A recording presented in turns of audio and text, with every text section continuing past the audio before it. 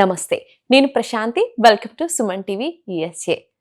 అమెరికాలో ఉన్నటువంటి తెలుగు ప్రజలకు ధర్మ సందేహాలను నివృత్తి చేయడానికి, అలాగే మనం ఇక్కడ ఎలాంటి పూజా కార్యక్రమాలు చేసుకోవాలన్నా, హోమాలు చేసుకోవాలన్నా ఇండియా వెళ్ళడం వీలు పడదు కాబట్టి మనకి ప్రత్యేకంగా ఇండియా నుంచి అమెరికా వరకు గురువుగారు రావడం జరిగింది. ఈరోజు మనతో పాటు ఉన్నారు భారతీ శంకరపీఠం వ్యవస్థాపకులు తిరుపతి మూర్తి అవధాని గురువుగారు. ఆయనతో మాట్లాడదాం, మరిన్ని విషయాలు తెలుసుకుందాం. వరలక్ష్మి వ్రతం రోజున ప్రత్యేకంగా ఇవి చేయకూడదు అని అంటారు కదా, అసలు ఏమైనా చేయకూడని పనులు ఉన్నాయంటారా? తప్పకుండా అమ్మా. వరలక్ష్మి వసుప్రదాం. వరలక్ష్మి అంటేనే వసుప్రద. వసు అంటే భూమి, ప్రద భూమి మీద ఉన్నటువంటి ప్రతిదీ ఉపయోగమైనటువంటి మన ఇంట్లో ఉంటుంది. మన ఇంట్లో లేని పదార్థం భూమి మీద ఉండదు. అటువంటిది వసుప్రదం అంటే. ఆ అమ్మవారికి మనం ఆరాధన చేయాలి అంటే ఆడవాళ్ళకి దాదాపుగా ఇప్పుడున్న వాళ్ళకి నచ్చని మాట ఒకటి చెప్తా. నచ్చి చేస్తే అదృష్టమే, యోగమే, లేదు మనం ఏం చేయలేం. వరలక్ష్మి అమ్మవారికి మనం వ్రతం చేస్తున్నాము, ఆరాధన చేస్తున్నాము అన్నప్పుడు ఆ ఇంటి ఇల్లాలు పొద్దున్నే లేచి స్నానం చేసి మొట్టమొదటిగా భర్త పాదాలకి నమస్కారం చేయాలి.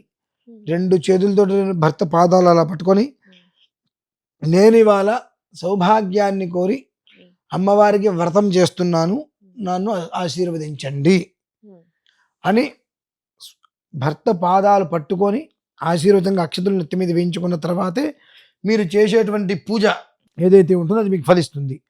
అలా కాకుండా పొద్దున్నే లేచేసేసి మీరు పూజలు మీ హడావిలు మీరు చేసుకొని ఆయన వచ్చి మాకు కాస్త టీ అంటే ఏం చేస్తున్నా, నేనేం చేస్తున్నా కనిపించట్లేదా, పూజ చేసుకుంటాం అడిగట్టుకున్నా ఉపయోగమే ఉంటుందమ్మా.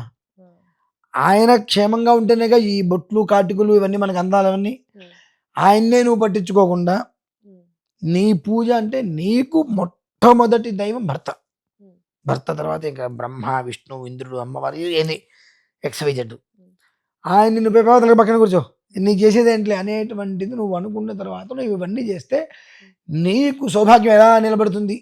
కాబట్టి ఎటువంటి పనులని మాత్రం అంటే తిట్టి అరిచి నీకెందుకు అనేటువంటిది కాకుండా మీరు పూజలో కూర్చున్నారు, మీ భర్త నాకు గ్లాసు కాఫీ ఇవ్వండి కానీ పూజ అక్కడ ఆపి మీరు వెళ్ళి ఇవ్వగలిగితే అమ్మవారు భగవంతుడు సంతోషిస్తుంది. ఎందువలనంటే నీకు ఇవాళ కాళ్ళకి పసుపు రాసుకుంటున్నావన్నా, ముఖాన బొట్టు పెట్టుకుంటున్నా, గాజులు వేసుకుంటున్నా, తల్లో పూలు పెట్టుకున్నా, మంగళసూత్రం సుమంగలిగాను గుర్తింపబడ్డావు.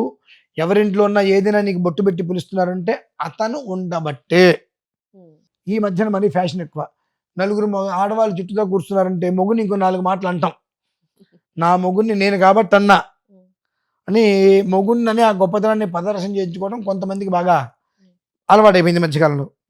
దీని ప్రభావం నువ్వు చేస్తే ఎంత చేయకపోతే ఎంత. అటువంటి విషయంలో చేయటం పూర్తిగా మానేసి చేసే పాపాన్ని మూట కట్టుకోవడం కన్నా వ్రతాలు చేసుకొని వదిలేసి ఎట్లాగో నువ్వు అనుభవిస్తావు పాపాలని, దాంట్లో ఇది ఎక్స్ట్రా ఎందుకు మళ్ళీ.